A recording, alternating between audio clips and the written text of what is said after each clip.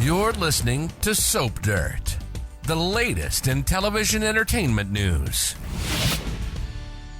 Hey, Days of Our Lives fans, I've got your 2-week spoilers for November 3rd through the 14th. We're going to talk about Rachel coming unhinged and Chad absolutely furious.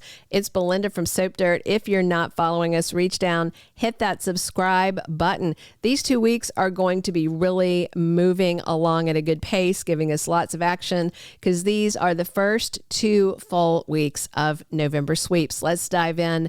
Monday, November 3rd, we've got Susan warning Stephanie that something tragic is about to happen. Also, Susan thinks Stephanie's latest book, which is a murder mystery, as you know, involving a writer, is actually an autobiography. Now, I wonder if that's because her dirty book was semi-autobiographical. Alex thinks Jeremy is to blame for nearly stabbing Kat because it looks like the pumpkin that Rachel and Thomas launched might have hit Jeremy and propelled him towards Kat and Chad when he just happened to have a pumpkin carving knife in his hand. Alec winds up injured when he tries to get between Jeremy and Kat, and Stephanie runs up shocked to see Alex on the ground, unconscious, but I think he's going to be fine. Leo and Javi find out that little Tesoro has a forever family that's going to be taking him. Of course, the guys and Rafe and Ariana and Gabby all are feeling kind of bittersweet about this. Kat is there to support her brother Aaron as he signs away his parental rights to little Tesoro, and Aaron is struggling. This has all happened so fast, just like bang, you're the dad, bang, sign your rights away. You know, his head is spinning. Johnny and Chanel get great news. They are approved to adopt, so it's a good thing they left that crib up, right? Tuesday, November 4th, we have Chad ranting at Thomas for targeting Kat, but then Thomas freaks out, rants at his dad, and runs off into traffic and has a near miss with a car. Hopefully the kid isn't actually hit, but there are squealing brakes. Now, I know Thomas survives and all that, but, you know, it's going to be a big scare. Chad and Jennifer are looking on in horror, and then obviously they run to check on the kid. Brady punishes his daughter Rachel for her role in the pumpkin chunkin' and near stabbing of Kat. And the bottom line is Rachel got Thomas all riled up, and then he and Rachel did something potentially dangerous. And I'm sure she's going to be mad at Brady and is probably going to lash out when he grounds her. Rachel and Brady also run into Xander on Tuesday, and he is giving Brady some side eye, and it may be over how strict he is being with Rachel. I mean, you know, Xander's done so much worse, so I wonder if he's going to speak up for her because, you know, he did help raise her the first formative months of her life. Tate and Holly agree about something, and it may be about their future. Philip tells his mom, Kate, that Maggie definitely knows it was Xander behind the assault, but Philip is still sticking with his approach of not pressing charges. He and his brother are bonded, and he's not going to turn on that. I'm sure Kate wants him to, though. Sarah and Xander have a run-in, and it's quite chilly. I wonder if she walks up on him talking to Brady and Rachel. Sarah is livid about Xander's lies and the brutal attack on his brother. Now, he's still working through his issues with Marlena, but Sarah doesn't care. She wants a divorce. Aaron is comforting Ariana, and this is back to the same issue because she has been somebody who's been there helping with Tesoro, and she's very sad that he's no longer at the Hernandez house, but happy that he has a good home. So hopefully Ari is also comforting Aaron. Wednesday, November 5th is officially little Tesoro's adoption day. Belle tells Johnny and Chanel congratulations. They are officially his dad and mom. Rafe is very happy to see Johnny and Chanel out with Tesoro in the square, but obviously Rafe's going to miss the little guy. Gabby, Ari, Javi, and Leo are tearful, but happy for the kid. And Leo and Javi are comforting each other. I think a lot of this is going to bring up some issues for Javi. And I do wonder if Chanel and Johnny are going to make sure to keep the Hernandez family in the loop and make sure they can still see little T since they took care of him for so many months.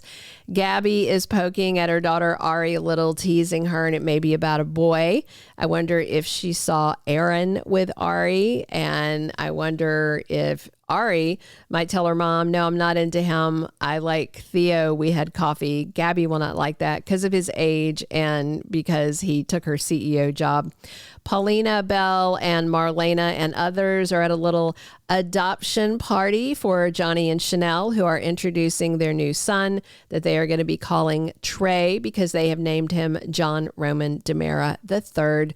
Marlena is quite touched at the tribute to John, and she and Paulina reminisce while also thinking about the future for this new baby and Johnny and Chanel.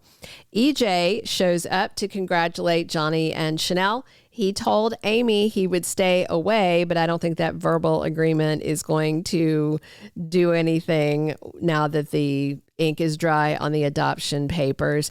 And I do wonder if EJ is going to tell the couple that he had a role in them getting the baby. Thursday, November 6th, Gabby is comforting Javi. Obviously, giving up Tesoro is going to trigger reminders of when he lost his daughter. Roman has a warning for Paulina, and Theo upsets and alarms his dad, Abe. And this could be about DiMera Enterprises or about the bully of Theo's that Abe is tutoring, aka Liam.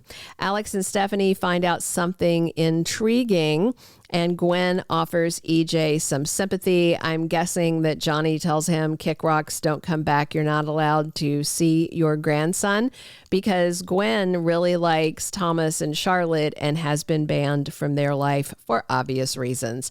Friday, November 7th, we've got Mark Green with EJ, and the parolee and ex-doctor is meeting wicked resurrectionist Dr. Rolf. Looks like they're going to be working in the secret lab together, and I wonder if Mark has ever heard of the infamous mad scientist before. Thomas and Jennifer misread when they see Chad comforting Kat, and I do wonder if Jennifer's going to insist that Thomas be allowed to come to Boston with her. EJ and Abe face off. It's the battle of the granddads. It gets very heated. EJ's not allowed to see his grandson, but Abe sure is, so this is going to get messy, and Gwen gets a new assignment, no doubt, from EJ.